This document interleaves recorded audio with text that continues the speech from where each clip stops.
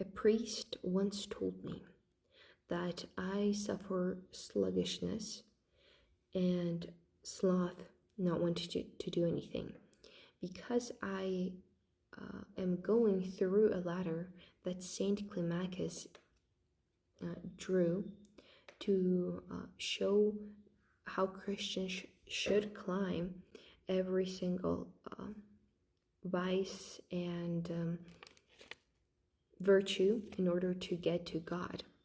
And before we get into what St. Climacus talked about, St. John Climacus, let's go into the first time a ladder is mentioned in the Bible, and that is in Genesis 28, verse 12. It talks about Jacob's ladder. I'm pretty sure many of you have heard about this story. It says, "Then he dreamed, and behold, a ladder was set up on earth, and its top reached to heaven. And there the angels of God were ascending and descending on it." So let's understand a little bit more. What does this ladder mean? And this ladder actually that reached the heaven speaks of the Mother of God. This is how the Church Fathers explained this. And the Son of God born of her. The icon in the apse of the church is called the Platutera. So the apse of the church is something that you see when you first enter into the church. It's a kind of a dome, and it usually has a Mother of God. It usually has the icon of the Mother of God, or sometimes Christ. But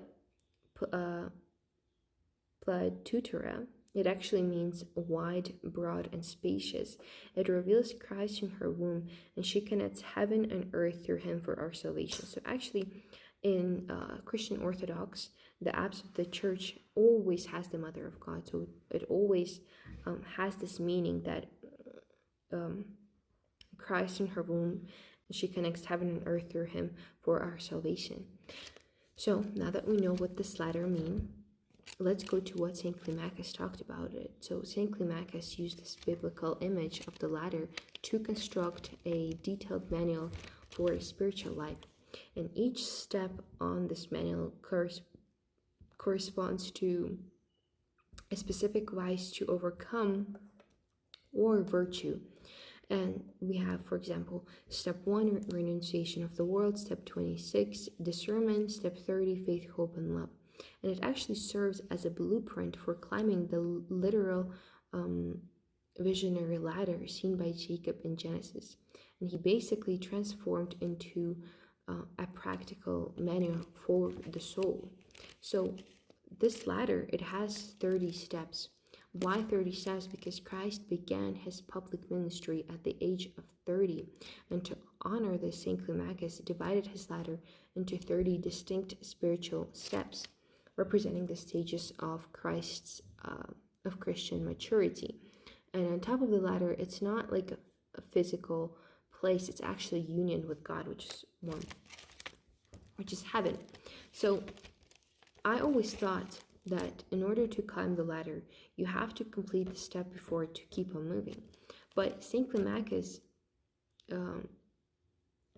talks about that spiritual life is fluid and dynamic process where multiple steps are worked on simultaneously. And yes, there is a linear sequence from 1 to 30 because the human mind requires a logical starting point, and certain foundation habits must be established before advanced experiences are safe to practice. So basically, a good imagery for this is that you cannot build the upper floors of a house without having a solid foundation.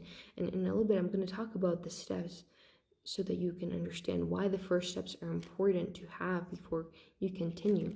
And in the same way, you cannot practice advanced virtues like step 28, which is prayer, which is pure prayer, and step 30, agape love, if you're still deeply enslaved with sin. So I want to talk about a little bit what general meaning of the steps. So we have steps 1 to 3, which deal with breaking away from worldly attachments. Steps 4 to 7 establishes basic discipline, such as obedience and repentance. And only after these are practiced can a person battle deep internal passions like anger, pride, and ego. And St. Climacus explains that virtues naturally give birth to one another. For example, meekness, it gives birth to humility. Humility gives birth to discernment, and discernment opens door to true prayer. So again, steps 1 to 3, it's basically detachment and renunciation of the world.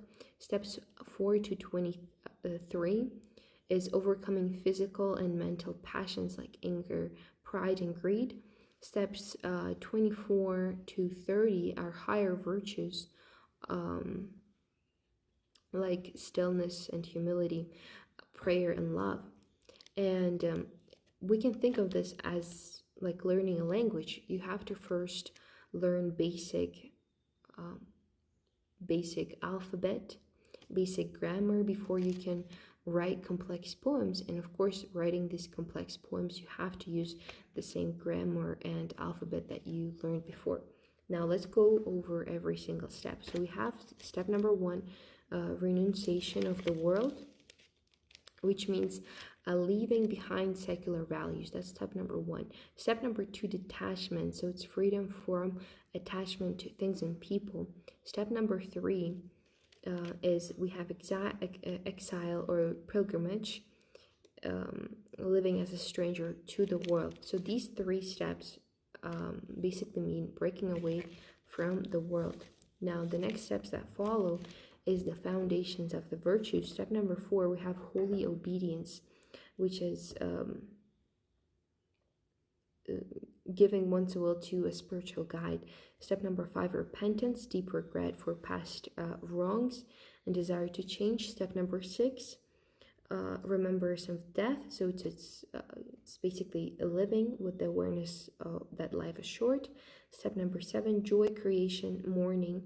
So it's godly sorrow that cleanses the souls. Step number 8, and this is the overcoming of the passions.